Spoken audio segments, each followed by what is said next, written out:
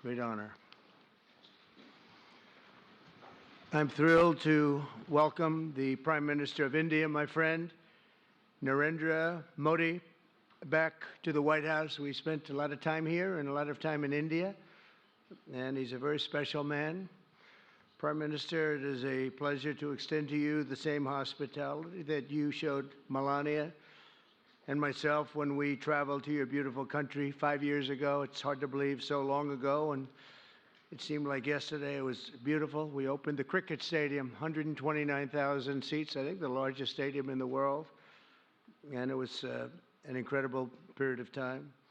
There is truly a special bond between the United States and India, and the world's oldest democracy and the world's largest democracy, and I believe the world's largest country in terms of the numbers of people. And today the Prime Minister and I are announcing a framework to strengthen those ties even further economically, and the U.S.-India Compact for the 21st century is a historic initiative that will deepen every aspect of our partnership and our friendship. Starting this year, we'll be increasing military sales to India by many billions of dollars. We're also paving the way to ultimately provide India with the F-35 stealth fighters. In 2017, my administration revived and reinvigorated the Quad security partnership. In our meeting today, the Prime Minister and I reaffirmed that strong cooperation among the United States, India, Australia, and Japan. And it's crucial, really, to maintaining peace and prosperity, tranquility, even in the Indo-Pacific. In addition, the United States and India will be working together like never before to confront the threat of radical Islamic terrorism, a threat all over the world, actually. Today, I'm pleased to announce that my administration has approved the extradition of one of the plotters and one of the very evil people of the world, and having to do with the horrific 2008 Mumbai terrorist attack, to face justice in India. So he's going to be going back to India to face justice. As we deepen our defense partnership, we'll also strengthen our economic ties and bring greater fairness and reciprocity to our trading relationship. As a signal of good faith, Prime Minister Modi recently announced the reductions to India's unfair, very strong tariffs that limit U.S. access into the Indian market very strongly, and really it's a big problem, I must say. India imposes a 30 to 40 to 60 and even 70% tariff on so many of the goods, and in some cases far more than that. And as an example, a 70% tariff on U.S. cars going into India, which makes it pretty much impossible to sell those cars. Today, the U.S. Trade deficit with India is almost $100 billion, and Prime Minister Modi and I have agreed that we'll begin negotiations to address the long-running disparities that should have been taken care of over the last 4 years, but they didn't do that, in the U.S.-India trading relationship, with the goal of signing an agreement. And we want, we want a certain level playing field, which we really think we're entitled to, and he does also, in fairness. So we're going to work on that very hard, and we can make up the difference very easily with the deficit with the sale of oil and gas, LNG, of which we have more than anybody in the world. The Prime Minister and I also reached an important agreement on energy that will restore the United States as a leading supplier of oil and gas to India. It will be hopefully their #1 supplier. In the groundbreaking development for U.S. nuclear industry, India is also reforming its laws to welcome U.S. nuclear technology, which is at the highest level, into the Indian market. This will bring safe, clean, and affordable electricity to millions of Indians and tens of billions of dollars to the U.S. civilian nuclear industry in India. And under the framework we are announcing today, the United States and India are also joining forces to ensure that artificial intelligence and other advanced technologies are developed by the two of the most, really two of the most advanced nations, intellectually and otherwise technologically, anywhere in the world. There's nobody very much closer. We have an incredible relationship there, and this is where it seems to be heading.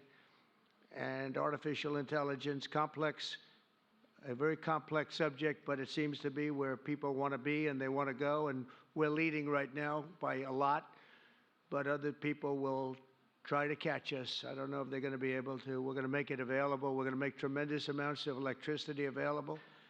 We're going to let the people that are buying the electricity make their own electric plants, electric generation plants. And we've never done this in our country, but we're going to get it done very quickly. Lee Zeldin and his group are going to get the approvals in very rapid form. And we're calling it a national emergency, and that's exactly what it is. So we're going to remain at the top of the AI, or artificial intelligence, I think, for a long time to come, and we're going to be working very closely with India and other countries on that. But right now, we're the leader by quite a bit. Finally, we agreed to work together to help build one of the greatest trade routes in all of history.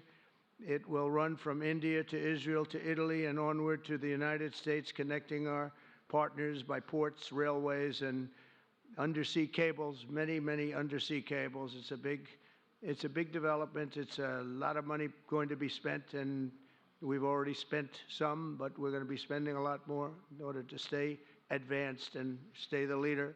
I'm pleased to report that with today's announcements, the friendship between the United States and India is the strongest I believe it's ever been. I think our relationship is the best it's ever been between two leaders of the two countries, and it's an honor to say that. I'd like to now invite the Prime Minister to say a few words, and then we'll take some questions, and we appreciate you all being here. Thank you very much. Thank you very much.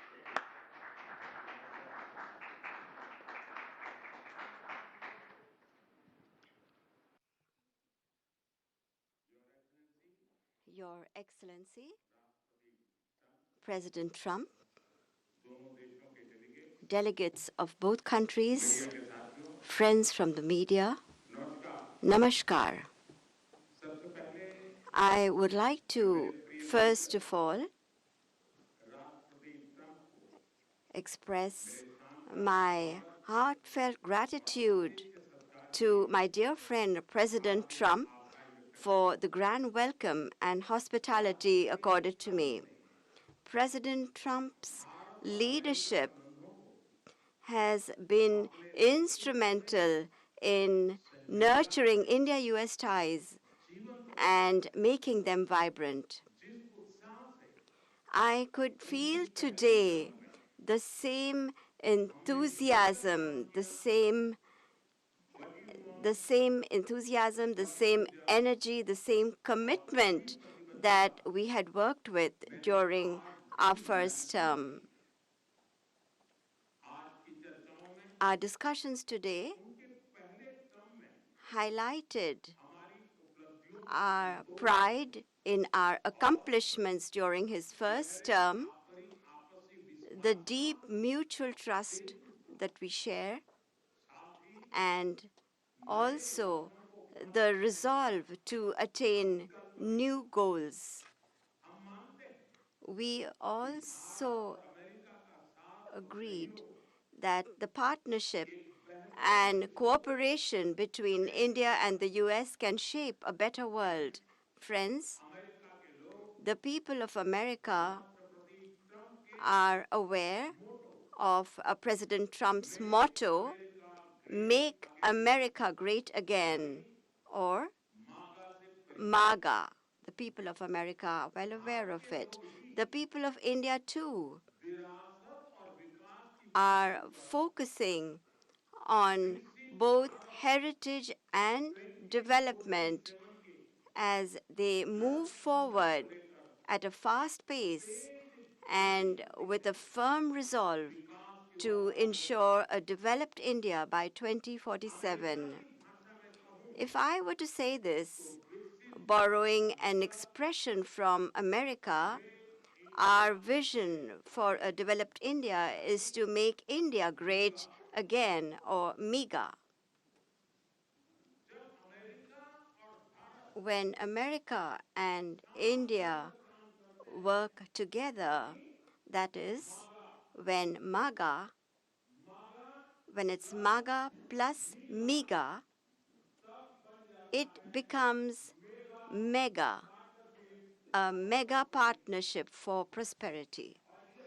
And it is this mega spirit that gives new scale and scope to our objectives. Friends, today we have also set ourselves the target of more than doubling our bilateral trade to attain $500 billion by 2030. Our teams will work on concluding very soon a mutually beneficial trade agreement in order to ensure India's energy security. We will focus on trade in oil and gas, investment in energy infrastructure will also increase. In the area of nuclear energy, we also discussed increasing cooperation on small modular reactors. Friends, America plays an important role in India's defense preparedness. As strategic and trusted partners, we are moving forward actively towards joint development, joint production, and transfer of technology. In the times to come as well, new technologies and equipment will enhance our capacities. We have decided to launch the Autonomous Systems Industry Alliance and a defense cooperation framework for the next decade will be prepared. Defense interoperability, logistics, repair, and maintenance will also be its key components. Friends, the 21st century is a technology-driven century. Close cooperation in the area of technology between countries that believe in democratic values can give new direction, strength, and opportunities to the entire humanity. India and the US will jointly work in areas of artificial intelligence, semiconductors, quantum, biotechnology, and several other technologies. Today, we also agreed on trust, which stands for transforming relationships utilizing strategic technology. Under this, our focus will be on establishing strong supply chains for critical minerals, advanced materials, and pharmaceuticals. We have also decided to launch a recovery and processing initiative for strategic minerals like lithium and rare earths. We have had close cooperation with the US in the area of space.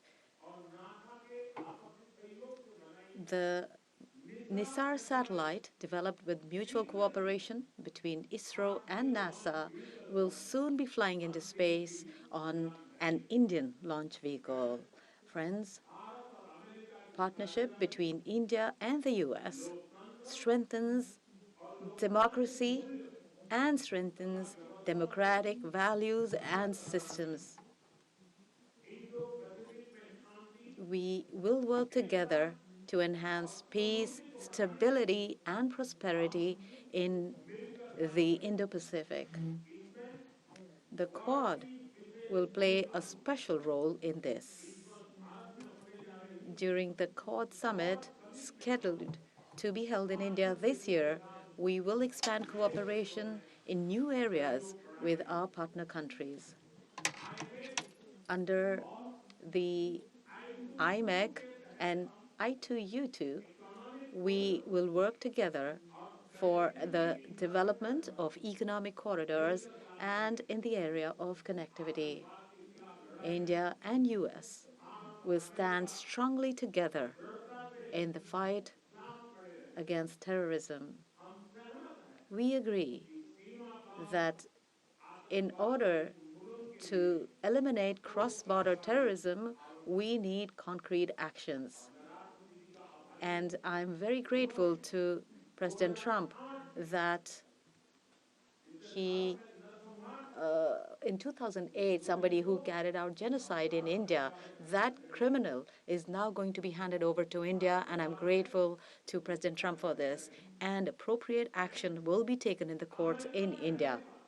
Friends, the Indian community living in the US is an important link in our relations. In order to further deepen our people-to-people ties, India will soon open new consulates in Los Angeles and Boston. These will be new consulates. We have invited American universities and educational institutes to open their offshore campuses in India. President Trump, I am grateful to you for your friendship and strong commitment towards India. The people of India still fondly remember your visit in 2020 and hope that President Trump will come and visit them again. On behalf of 1.4 billion Indians, I invite you to visit India. Thank you. Thank you very much. Thank you.